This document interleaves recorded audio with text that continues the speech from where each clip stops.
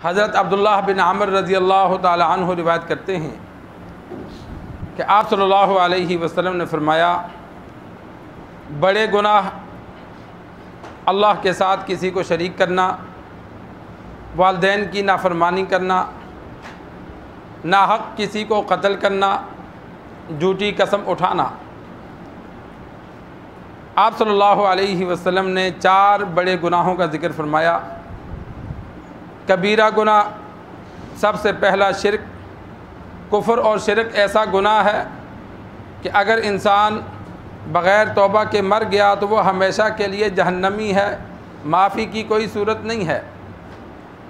अगर अल्लाह की ज़ात का बिल्कुल मुनकर है तो काफिर है। अल्लाह के साथ अल्लाह की ज़ात में 2 या 3 खुदा मानता है, या अल्लाह की सिफ़ात में गैर को शरीक करता है। अल्लाह की तरह क़ादिर मुतलक, अल्लाह की तरह आलिमुल गैब, मुश्किल कुशा, हर जगह मौजूद किसी और को मानता है, तो वह अपना अक़ीदा दुरुस्त कर ले। इसलिए कि जो अल्लाह की ज़ात और सिफ़ात में गैर को शरीक करता है तो अल्लाह तबारक व तआला ऐसों को माफ़ नहीं फरमाते। ईमान और की कबूलियत के लिए ये शर्त है कि अक़ीदा दुरुस्त हो। अक़ीदा दुरुस्त ना हो तो कोई अमल मकबूल नहीं। और अल्लाह तबारक व तआला ने अपनी इबादत, अपनी इताअत के बाद क़ुरआन मजीद में मुतअद्दिद जगह इसी चीज़ का ज़िक्र फरमाया अपने साथ, वक़ज़ा रब्बुका अल्ला ताबुदू इल्ला इय्याहु व बिल वालिदैनि इहसाना, कि अल्लाह ने हुक्म दिया है कि अल्लाह के अलावा किसी की इबादत ना करो और वालिदैन के साथ अच्छा सलूक करो। इसलिए कि खालिक हकीकी अल्लाह की ज़ात है, लेकिन दुनिया में आने का ज़रिया इंसान के वालिदैन हैं।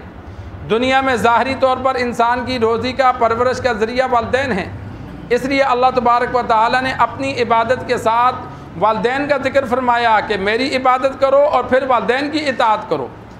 ख़ुलासा यह है कि हर वो अमल किया जाए, हर वो बात की जाए जिससे वालिदैन खुश हों, और हर उस अमल से, उस हरकत से, उस हालत से बचा जाए जिससे वालिदैन नाराज़ हों। क़ुरआन मजीद में जो अल्लाह ने फरमाया वला तक़ुल्लहुमा उफ़, कि उफ़ तक ना कहो, इसका यह मतलब नहीं है कि उनके सामने उफ़ ना करो। मतलब यह है कि ऐसी हालत मत बनाओ कि वालिदैन ये समझें कि हमारी ये बात बच्चे को बुरी लगी है। जिस तरह इंसान बसा औकात कोई बात करता है तो हम शक्ल ऐसी बनाते हैं कि अगला महसूस कर जाता है कि यार मेरी बात इसको अच्छी नहीं लगी। तो वालिदैन के सामने ऐसी शक्ल भी बनाना यह भी मना है, चाहे वो दुरुस्त हो चाहे वो गलत हो। वालिदैन को गलती पर समझाने के लिए अच्छे अंदाज से इंसान बात करे, और ख़ुद अगर अच्छे अंदाज से बात नहीं कर सकता तो फिर किसी और बड़े से बात करके उनको कहे कि वालिदैन से बात करो। ख़ुद बदतमीज़ी की, ख़ुद नाफरमानी का इजाज़त बिल्कुल नहीं है। वालिदैन काफिर भी हों तो नाफरमानी का हुक्म नहीं है। गलत कामों में बात नहीं माननी, लेकिन उनकी नाफरमानी, उनको बुरा भला कहना, उनको तकलीफ़ देना यह फिर भी जायज़ नहीं है। मुसलमान हो या काफिर, उनको खुश रखने का हुक्म है। और इसी तरह दुनिया से जिनके वालिदैन चले गए, मग़फ़िरत का महीना है, अल्लाह से दुआ है अल्लाह सब की मग़फ़िरत फ़रमाए। आप सल्लल्लाहु अलैहि वसल्लम से एक सहाबी रसूल ने पूछा, या रसूल अल्लाह, वालिदैन दुनिया से चले जाएँ तो अब उनका कोई हक़ बाकी है? आप सल्लल्लाहु अलैहि वसल्लम ने फ़रमाया, हाँ, उनके लिए दुआ करना, उनके लिए इस्तिग़फ़ार करना, उनके लिए अल्लाह से मग़फ़िरत तलब करना और उनके वादों को पूरा करना कि जिन जिन से उन्होंने आहद किया है, जो उनका लेन देन है, औलाद की ज़िम्मेदारी है कि वो उसको पूरा करे। सरकार दो आलम सल्लल्लाहु अलैहि वसल्लम जब दुनिया से तशरीफ़ ले गए तो अबू बकर रज़ी अल्लाह ताला अन्हु खलीफ़ा वक़्त बने। तो आप सल्लल्लाहु अलैहि वसल्लम के नायब थे, तो खड़े होकर ऐलान किया मुतअद्दिद बार कि जिस जिसके साथ आप सल्लल्लाहु अलैहि वसल्लम ने वादा किया है वो बता दे। तो बाद सहाबा ने आकर बतलाया कि हमने मांगा था, हमसे वादा किया था कि जब माल आएगा तो मैं इतना इतना दूंगा। तो अबू बकर रज़ी अल्लाह ताला अन्हु ने बग़ैर तहक़ीक़ के सबको अदा किया। तो इसी तरह औलाद का काम है कि अगर कोई महल्लेदार कहता है कि यार मेरे साथ आपके वालिद ने वादा किया था कि मैं इतनी रकम दूंगा, या फ़लाँ मौके पे चल मैं तेरा ख्याल करूँगा, या कोई आकर बताता है कि आपके वालिद साहब मेरा ख्याल करते थे, तो औलाद का काम है कि हस्ब तौफ़ीक अपने वालिद की बात को बाकी रखा जाए। वो औलाद को भी फ़ायदा होगा, वालिदैन के लिए भी सदका जारिया बनेगा।